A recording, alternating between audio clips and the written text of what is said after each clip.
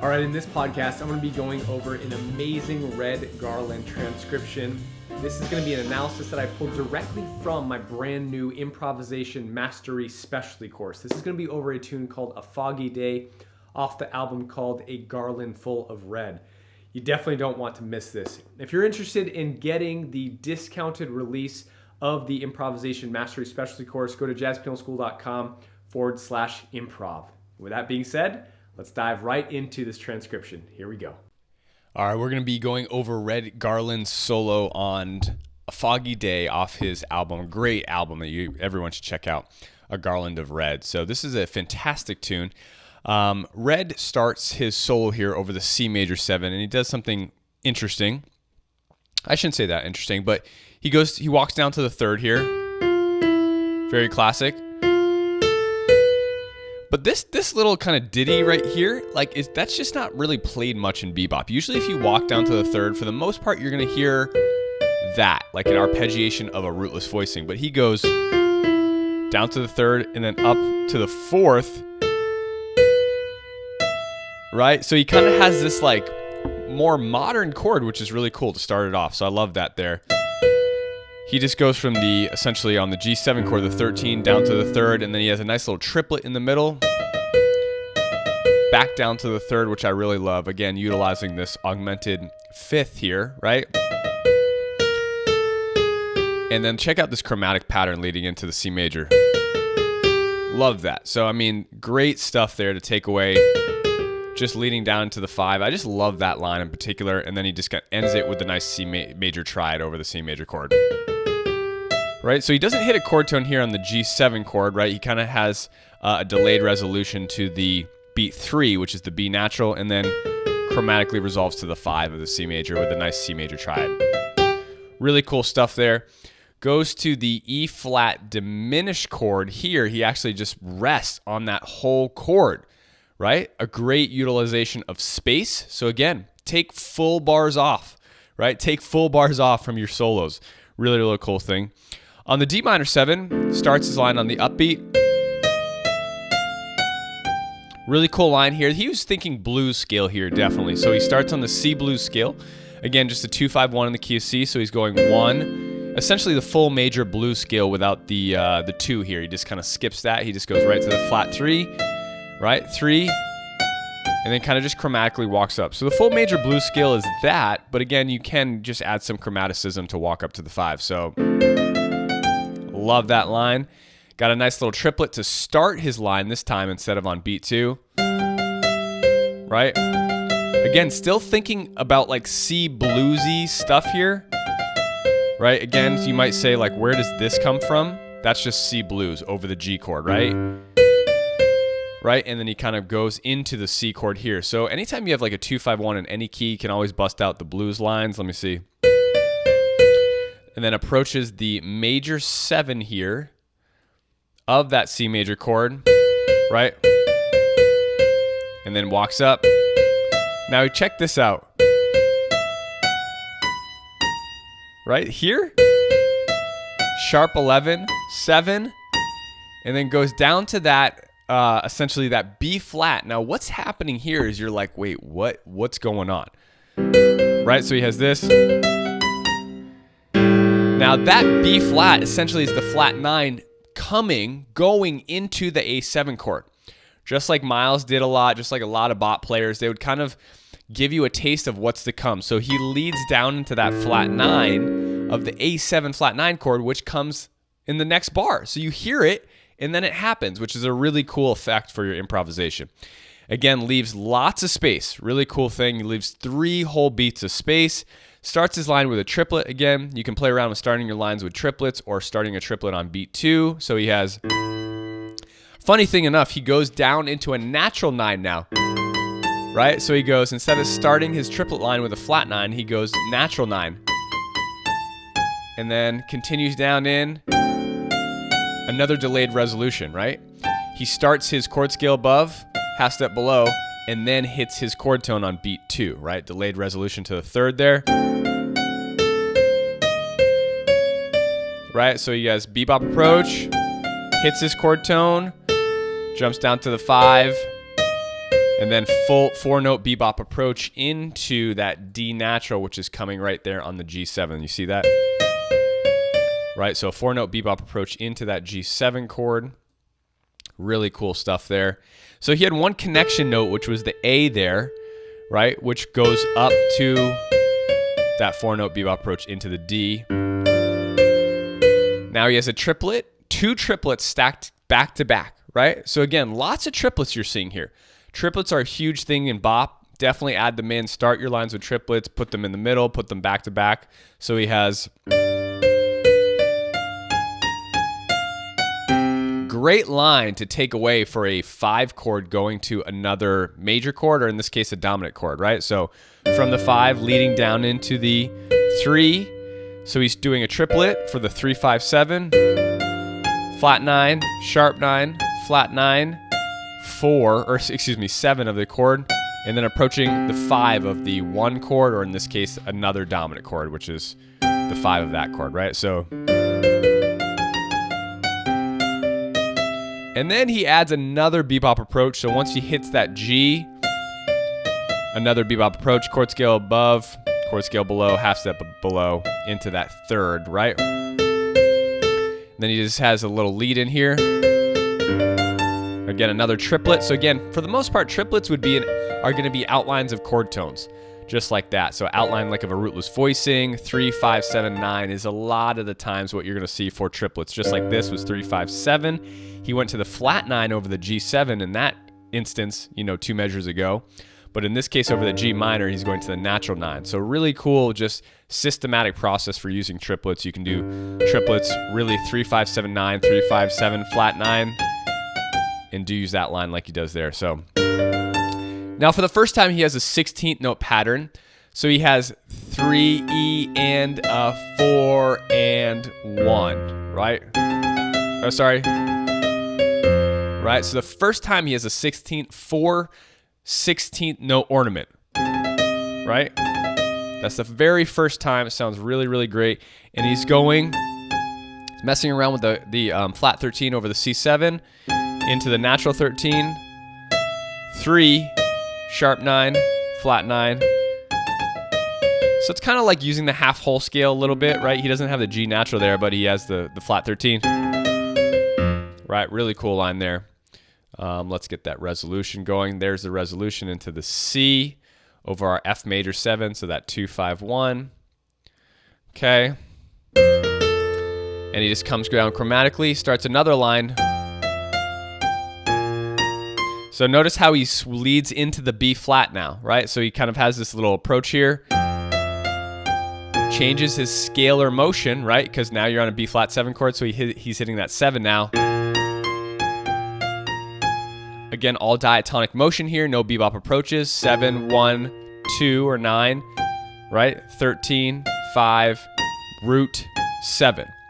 Back to the C major. Half step below approach into the 5. Half step below approach into the 1. That's really cool. 1 and 2 and 3. Nice little movement. So you just have 2 back-to-back half step approaches into 2 different chord tones, the 5 and the root. I don't do that much, but that's a really cool sound. Oh, sorry.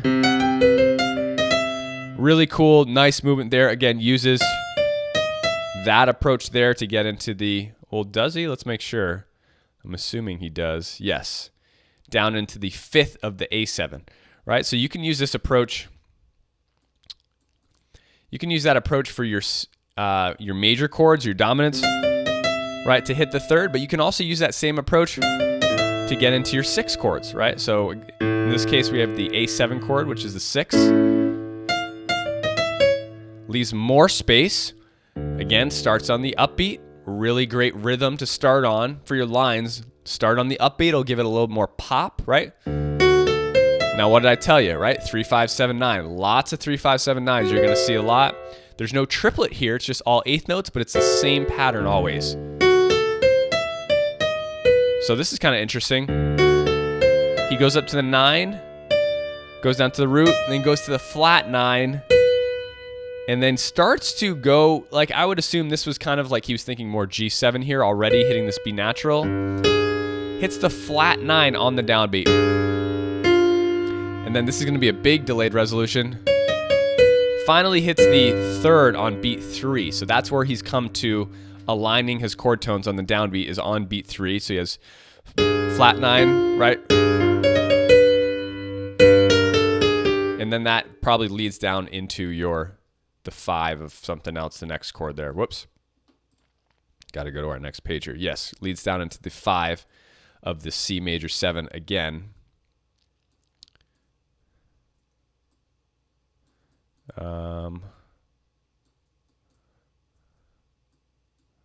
Is this the, oh yeah, okay, cool. Sorry about that.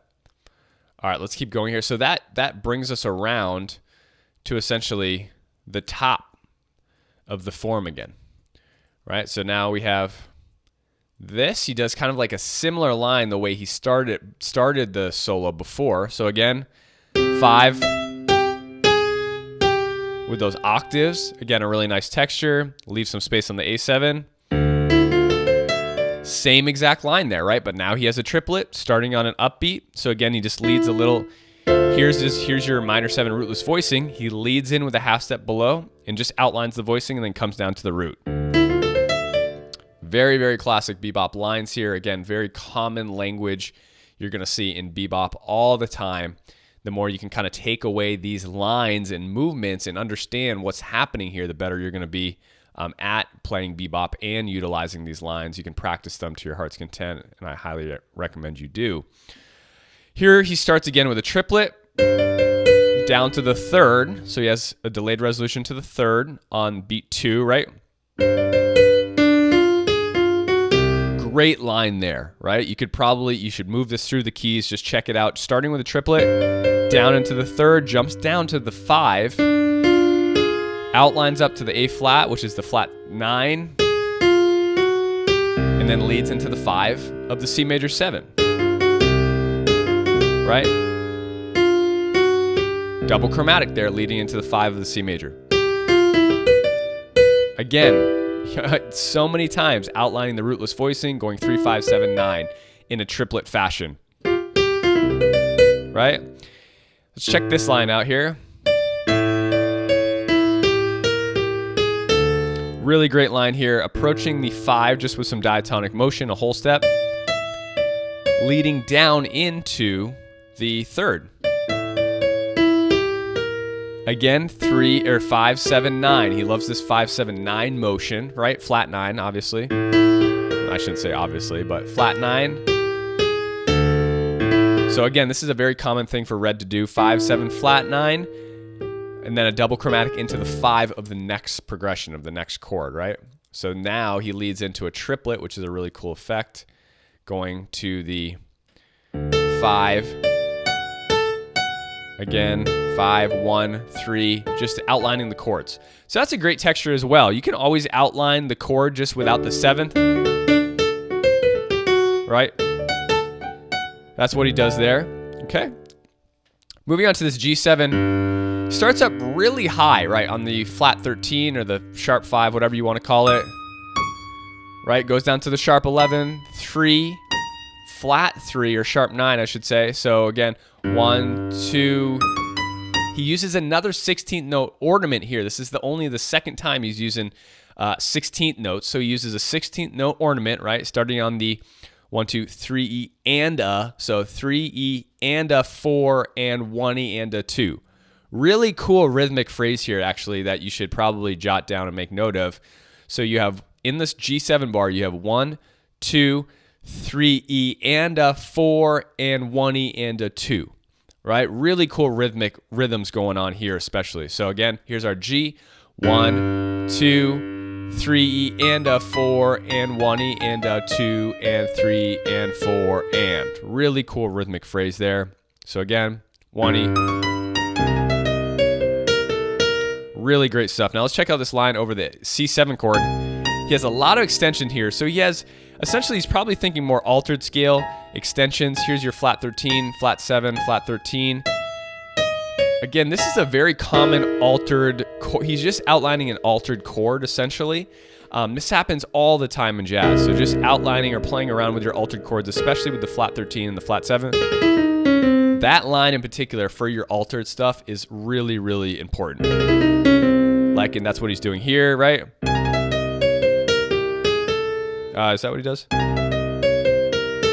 Oh, he goes down to this A natural. That's kind of cool. I'm not used to that. Let's see where he resolves to, because he's on the third of the G minor. Oh, he goes up to the 5, right? So he's already on the third of the G minor chord. So I was like, oh, where's he gonna go to resolve to a chord tone? Or is he gonna resolve to a chord tone? He could have played a delayed resolution, right? So he starts essentially, check this out. This is really, really cool. So what's happening here is he actually starts thinking about the G minor again on beat 4 here. So check it out. He's playing the same arpeggio that I keep describing to you, right? The 3, 5, 7, 9, which is happening over the G7. He does take it up a note higher to the 11, which is a really, really cool line, right? So he has, starting on beat 4.5, right? 4 and of the last measure, B flat, D, F, A, C. He goes all the way up to the 11. What a cool line. And he starts with a half step below approach on beat 4 of the last measure. So he's essentially thinking about that whole line, but starting on beat 4. So again, another kind of like preemptive starting of his improv line, leading into the next measure. Really cool stuff. So he has this C7 altered stuff. Right? You hear how that sounds? You kind of get a glimpse of what's coming even before I hit my bass note. Check it out. Here's from the C7 chord. Right? Let me do that again. That's so cool. I love this so much. Right? What a great line. Again, kind of approaches the 13 here, which is kind of cool. Or you could, that's probably the third. He's just resolving to the third really of the F major. Again, giving you more of giving your ear a taste. So he uses his bebop approach to approach the third of the F major 7, which comes in the next bar. So it's just early. Starts another line here. Woo, that's cool.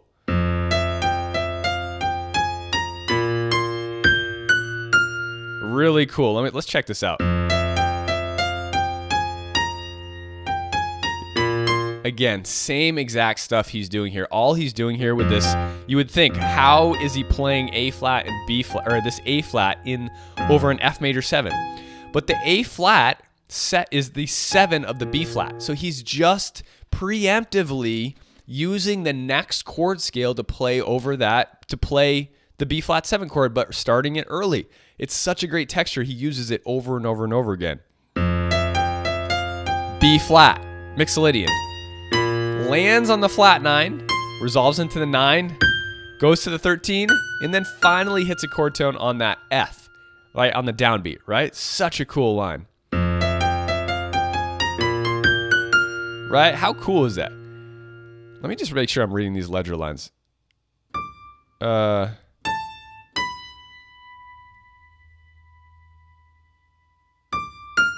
that right? Yeah, those are right. Sorry, sometimes the ledger lines, there's so many ledger lines there, I'm just like, wait, is that an F? Yes, so anyway. Oh, that should be an E. That should be an E, excuse me. I was like, that's not an F. My bad. So no wonder, I was like, something doesn't feel right. Right, so he hits the sharp 11 here, which is really, really cool. Wow, this is an outline. Right, check this out. So he's going sharp 11, flat 9, 7, 5. So he really doesn't have any kind of chord tone resolution in this particular case, which is completely okay,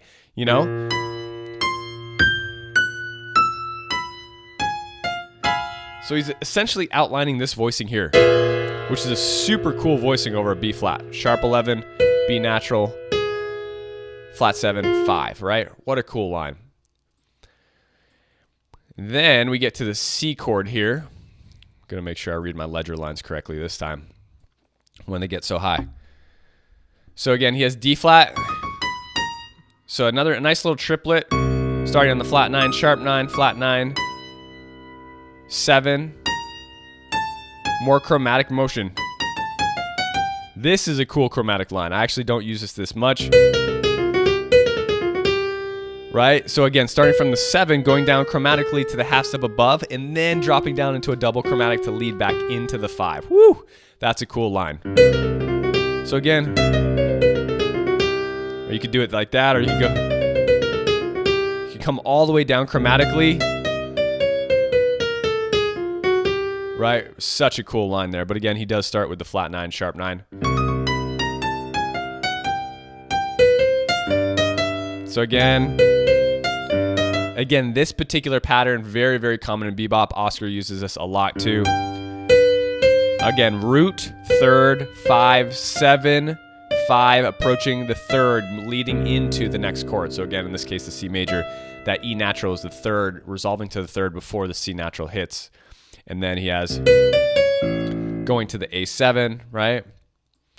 Really, really cool stuff. We won't go that much further because again, it kind of just gets more or less the same. He's using, you can note the textures he's using obviously a lot. Now here, instead of going, he was going up his rootless voicings a lot with a half step below approach. He's just going down now.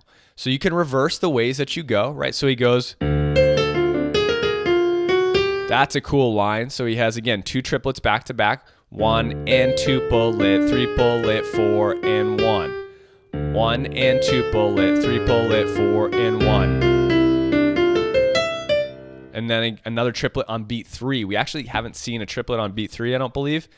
Unless it was back to back, like beat 2 and beat 3. We haven't seen an alone triplet on beat 3. So let me see. Right? How would he finger this? Again here. So again here, that line on beat 3 and 4 is for the D minor 7 in the next bar. It's so crazy, right? So he has all C major here-ish. He might even be thinking about the D minor 7 there, maybe, but like he probably gets to this D and then is like, okay, D minor 7 because I want to play that because it's coming up, and then he leaves full space for the D minor 7 because he just played a line that goes with the D minor 7, right? How crazy is that? So yeah, let's do this line. It looks like he has a lot of cool 8th note lines. I mean, a lot of this starts to become the same. Obviously, you can start to see, and the way that I'm analyzing it, you can start to go through the rest of this now too, just like the other solos, and I think it will help you to analyze the transcriptions yourself. Just do exactly what I'm doing, analyze them, pick out the Lego building blocks, put them into your vocabulary, and so on and so forth. So here, we'll just do this line and then call it quits because it's already getting a long video here, 22 minutes. So we've heard that before, right? Again, just the blues scale. Oh, this is such a cool line. He just does it twice in a row.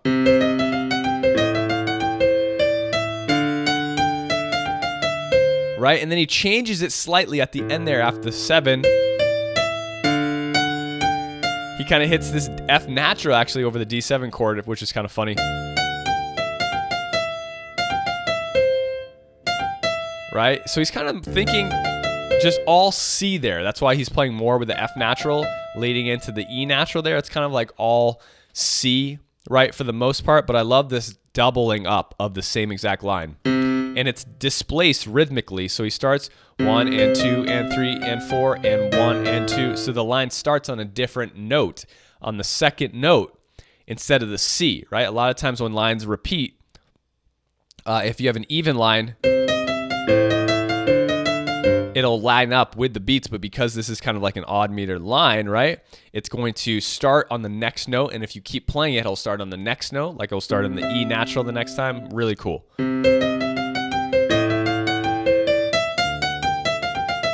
Right? Really, really cool stuff there. So again, keep going with this transcription. You have the full transcription there. A lot of amazing things. You get the picture, right? Red's an incredible player. There's so much to learn from his stuff. You know, there's no mystery or question to why he was one of the greatest jazz pianists ever. And so essentially work through this, work through the rest of his transcription, listen to it.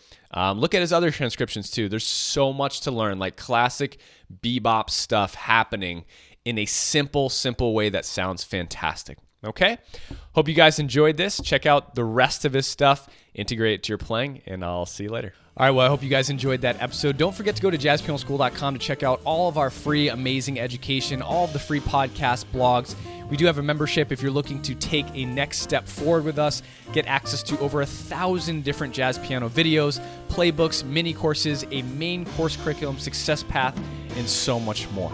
If you have any questions, feel free to email us at support@jazzpianoschool.com. I hope you have a wonderful day, and as always, happy practicing.